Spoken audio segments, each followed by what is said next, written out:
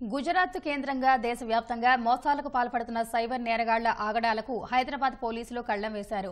3 వేర్వేరు కేసుల్లో 7 ప్రధాన సూత్రధారులు సహా 36 మందిని అరెస్ట్ చేసి కటకటాల్లోకి నెట్టారు. నిందితులపై దేశవ్యాప్తంగా 1000కి పైగా కేసులు నమోదయ్యాయి. వీటిలో మన రాష్ట్రంలో 101 ఉండగా హైదరాబాద్లోనే 30 ఉన్నాయి. గుజరాత్కు చెందిన నికుంజ్ కిషోర్ భాయ్ చార్టర్డ్ అకౌంటెంట్. వృత్తిలో రాణించలేకపోవడంతో అడ్డదారి ఎంచుకున్నాడు. కులాభాయ్ వసోయతో కలిసి మోతీలాల్ సెక్యూరిటీస్ పేరుతో ట్రేడింగ్ మోసాలు ప్రారంభించారు. టెలిగ్రామ్ వేదికగా మొటాలే పేరుతో రూపొందించిన యాప్ లింకును షేర్ చేసేవాడు. షేర్ మార్కెట్లో పెట్టుబడితో భారీ లాభాలొస్తాయని ఆశ చూపి ఆకట్టుకునేవాడు.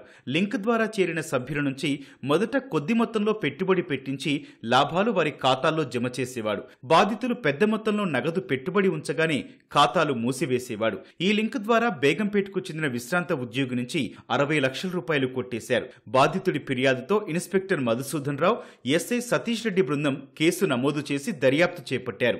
బాధితుల నుంచి కాజేసిన నగదు ప్రధాన నిందితుడు నికుంజ్ బ్యాంకు ఖాతాలో జమవుతున్నట్లు గుర్తించారు. నిందితులను అరెస్టు చేసి 27,20,000 రూపాయల నగదు, 226 చెక్ బుక్స్, 9 బ్యాంకు పుస్తకాలు, 6 సిమ్ కార్డులు, 15 నకిలీ ఐడి కార్డులు, 5 మొబైల్ ఫోన్లు, 18 డెబిట్ కార్డులు స్వాధీనం చేసుకున్నారు.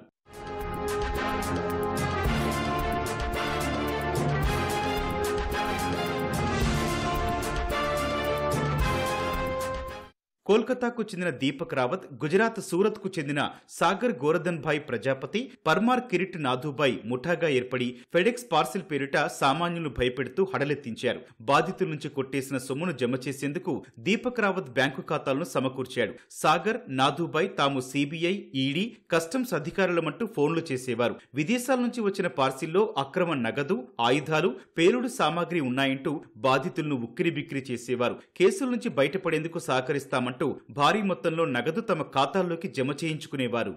సికింద్రాబాద్ కు చెందిన ఒక వైద్యురాలికి తాము ముంబై పోలీసులమంటూ పరిచయం చేసుకున్నారు. ఆమెపై మనీ లాండరింగ్ కేసు నమోదైనట్టు వీడియో కాన్ఫరెన్స్ ద్వారా ఆర్బీఐ, సుప్రీంకోర్టు ఉత్తర్వులు, సిబిఐ తదితర పేర్లతో నకిలీ పత్రాలను చూపి ఒత్తిడికి లోనయ్యేలా చేశారు. ఇంత పెద్ద వయసులో కేసుల్లో చిక్కుకొని పోలీసుల చుట్టూ తిరగలేననే భయంతో ఉన్న బాధితురాల నుంచి 1,60,00,000 కాజేశారు. బాధితురాలి ఫిర్యాదుతో పోలీసులు 2 నిందితులను అరెస్ట్ చేశారు. వారి వద్ద నుంచి 10,08,000 నగదు, 17 చెక్ బుక్స్, డెబిట్ కార్డులు 22, 2 సెల్ ఫోన్లు, షెల్ కంపెనీల స్టాంపులు 6, ల్యాప్టాప్, 5 సిమ్ కార్డులు స్వాధీనం చేసుకున్నారు. ప్రధాన నిందితుడు దీపక్ రావత్ విదేశాల్లో ఉన్నట్టు గుర్తించారు. ఇలా అనేక మంది ఈ ముఠా వలలో చిక్కుకొని కోట్ల రూపాయలు పోగొట్టుకున్నారు.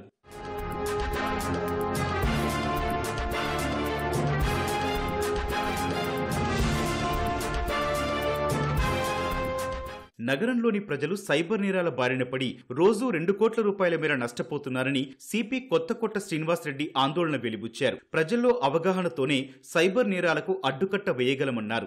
భారీ లాభాలు, పార్సిల్ పేరిట బెదిరింపులు, షేర్ మార్కెట్ ముసుగులో గుర్తు తెలియని వ్యక్తులు, సంస్థల నుంచి వచ్చే లింకులు, ఫోన్ కాల్స్ ను నమ్మొద్దని సూచించారు. మోసపోయినట్టు గ్రహిస్తే వెంటనే పోలీసులకు 1930 నెంబర్కు ఫిర్యాదు చేయాలని సిపి తెలిపారు.